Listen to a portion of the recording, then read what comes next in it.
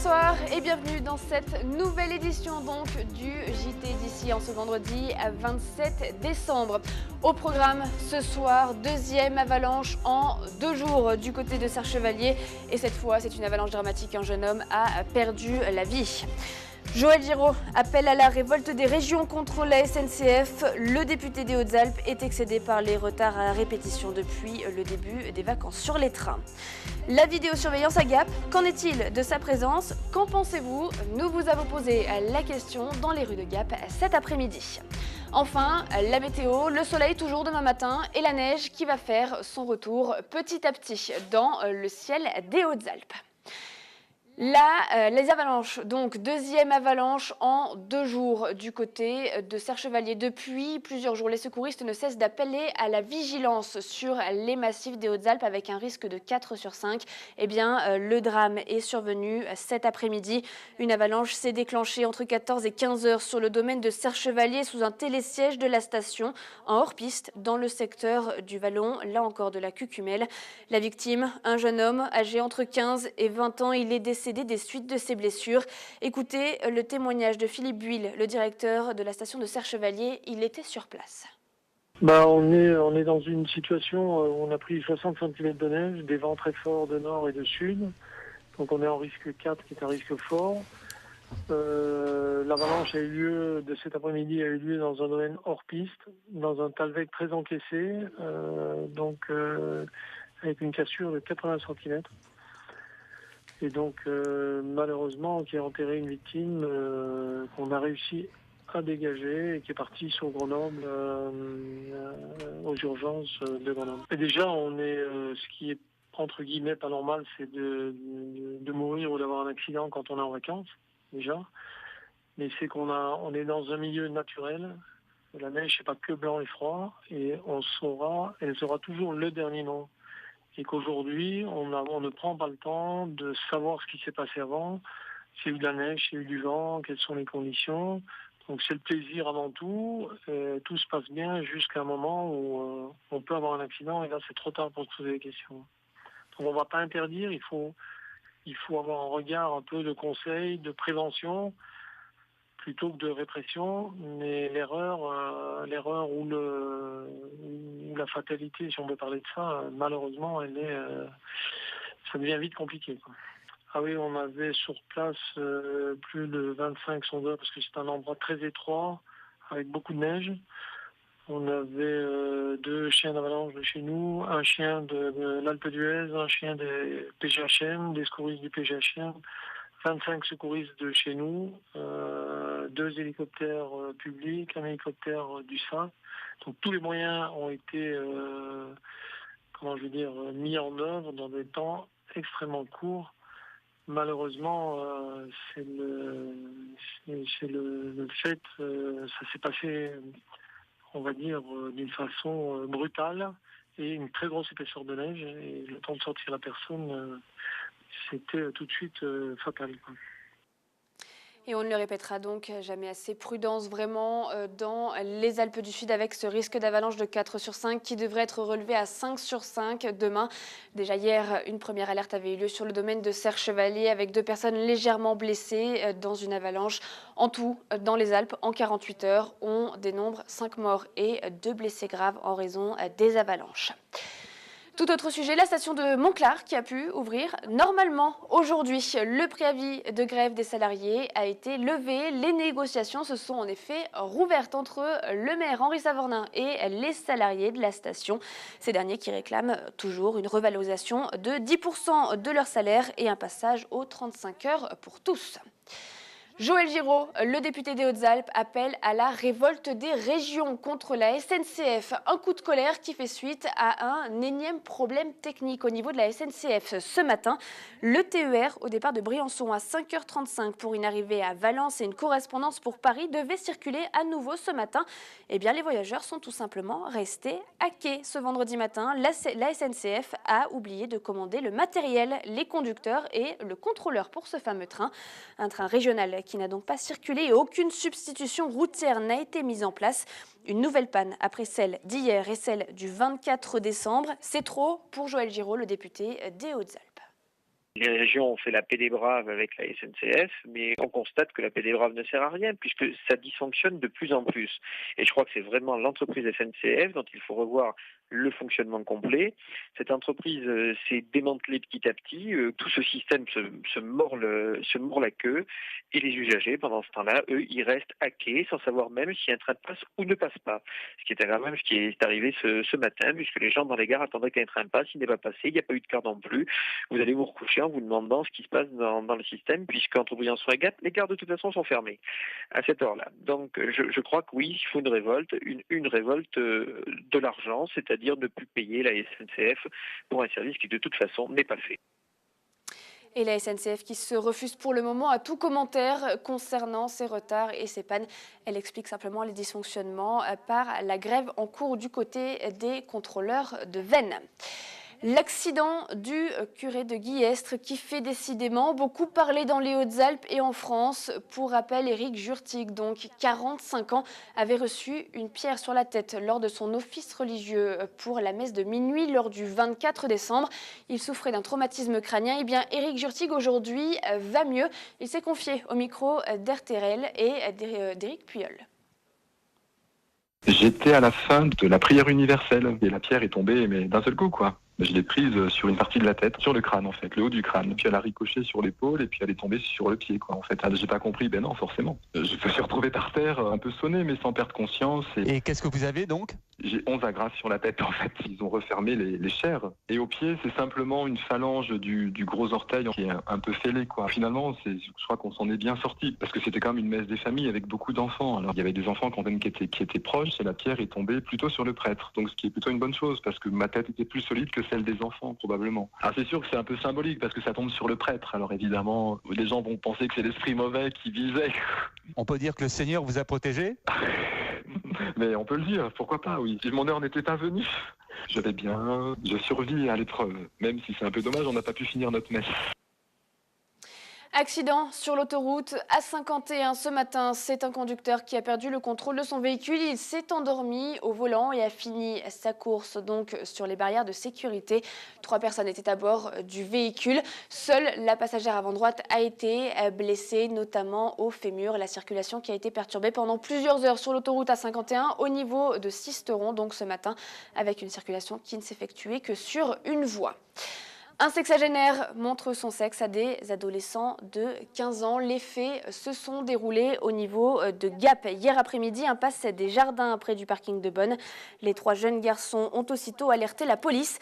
L'exhibitionniste a été interpellé alors qu'il rentrait dans un immeuble à Gap. Il comparaîtra en février prochain devant le tribunal correctionnel de Gap.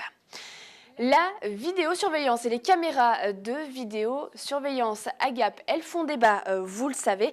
En 3 ans, la ville s'est dotée de plus de 12 caméras de vidéosurveillance. Alors qu'en pensent justement les Gapençais et savent-ils qu'ils sont filmés tous les jours ? Eh bien, le dossier est signé Samir Mathieu. Souriez, vous êtes filmé. Plus de 50 caméras de vidéosurveillance quadrillent le centre-ville et les boulevards de Gap.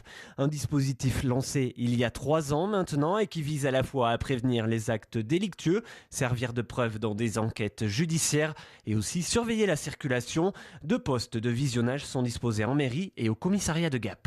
On va expérimenter sur un dispositif qui permet d'utiliser Internet en 3G ou 4G. Qui permet une installation plus facile des caméras. Et deuxième évolution importante, on va déposer des dossiers de demande d'autorisation en préfecture pour couvrir des espaces beaucoup plus larges qui nous permettent à l'intérieur de cet espace de déplacer facilement nos caméras et de faire en fonction des besoins ou des faits qu'on aura constatés.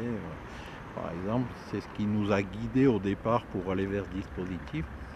C'est le grand nombre de casses qu'on a connus depuis une année ou 2 au niveau des abribus. Sur le terrain, les habitants et passants ne sont pas, dans leur majorité, inquiets par la présence des caméras, mais par contre, très peu connaissent leur présence et leur véritable utilité. Moi, j'ai rien à m'en reprocher, donc ça ne me gêne pas. Maintenant, je ne pense pas que Gap fasse partie des villes avec des problèmes de délinquance. Bah après dans les rues je trouve ça un petit peu déplacé quand même parce que ça regarde pas forcément tout le monde ce qu'on fait dans les rues de Gap. Je pense que c'est nécessaire un petit peu, mais pas en nombre trop important. Pour avoir l'air quand même d'être surveillé en permanence. C'est bien. C'est un système. Hein. Ça permet quoi? Peut-être aux gens d'être plus tranquilles, certaines personnes, les personnes âgées, ils sont peut-être plus à l'aise de se balader peut-être à certaines heures un peu plus tranquille. C'est une super chose. Non, non, j'ai rien à m'embaucher.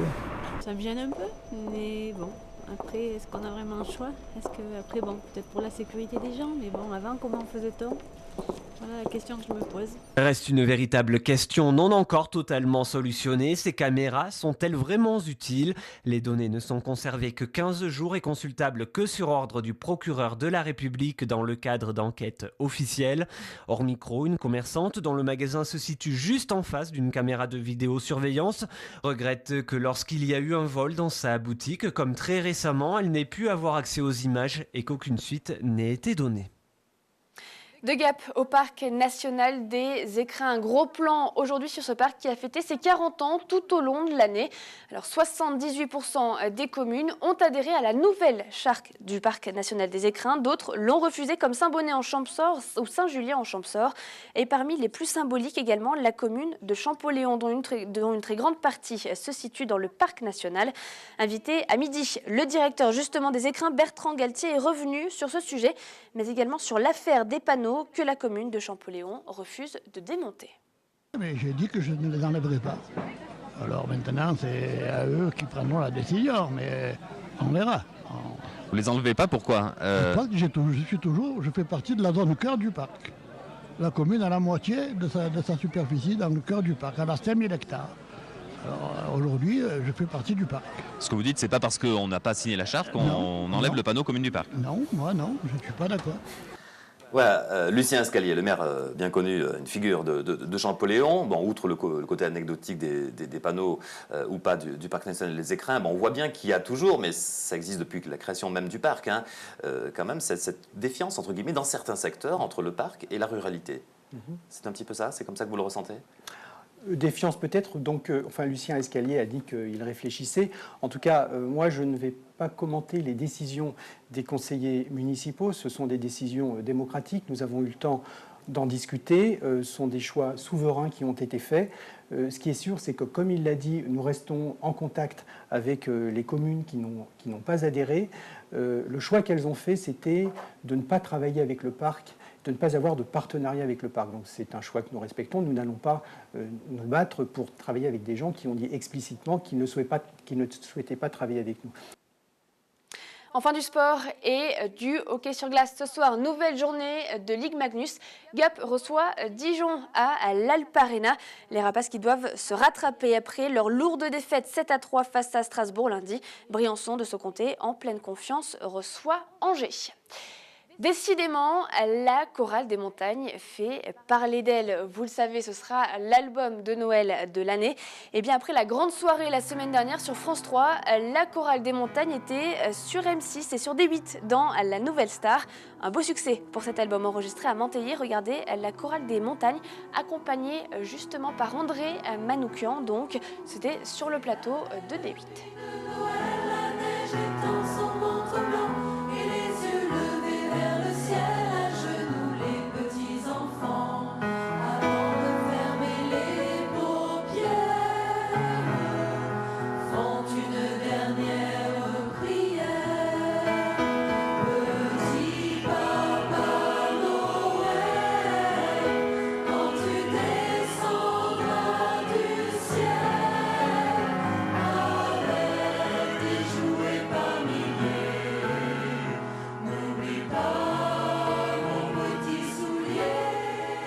Voilà donc la chorale des montagnes. Vous pourrez bien sûr retrouver l'extrait de cette émission sur internet d'ici.fr. Vous êtes à jour de l'actualité d'ici. On passe à l'actualité nationale et internationale en compagnie de Camille Martel. Un attentat en plein centre de Beyrouth a fait au moins 5 morts, dont un proche de Saad Hariri. L'ancien Premier ministre accuse le Hezbollah, allié du régime syrien, mais Damas dément toute implication. Mohamed Shatta est la 9e personnalité libanaise critique du pouvoir syrien et du Hezbollah à être assassinée depuis 2005. La bataille pour l'emploi, c'est une bataille durable, c'est une bataille que nous allons gagner, c'est la vraie bataille de France. En déplacement à Lorient, le Premier ministre a affiché son volontarisme, tout comme François Hollande hier soir. Mais avec un chômage reparti à la hausse en novembre, le président risque d'avoir du mal à tenir sa promesse d'inverser la tendance d'ici la fin 2013. Pour le président de l'UMP, Jean-François Copé, le chef de l'État doit d'ores et déjà prendre acte de son échec. Manifestations antigouvernementales, démission de députés du parti au pouvoir, les affaires de corruption qui éclaboussent le gouvernement n'en finissent pas de faire scandale, malgré le remaniement. Le Premier ministre Erdogan se dit victime d'un complot. Les Pussy Riot veulent toujours chasser Vladimir Poutine du pouvoir et verraient bien Khodorkovsky prendre sa place. Amnistiés après 21 mois de camp, Nadejda Tolokonnikova et Maria Alekina ont tenu leur première conférence de presse depuis leur libération. Elles avaient été condamnées pour avoir interprété une chanson anti-Poutine dans une cathédrale en 2012. Réveillonner, c'est bien, mais prévoir son retour, c'est mieux. C'est le message de sensibilisation lancé par la prévention routière alors que la moitié des Français envisagent de boire 3 verres ou plus la veille du jour de l'an. Pour ces fêtards, l'association conseille 4 solutions. Dormir sur place, utiliser les transports en commun ou un taxi, ou choisir un capitaine de soirée qui ne boit pas. Et vous êtes à jour donc de toute l'actualité d'ici. Et d'ailleurs, il me reste à vous souhaiter une très bonne soirée sur d'ici TV. 24 heures sur 24, 7 jours sur 7, toute l'actualité des Alpes du Sud et dans le monde. D'ici.fr.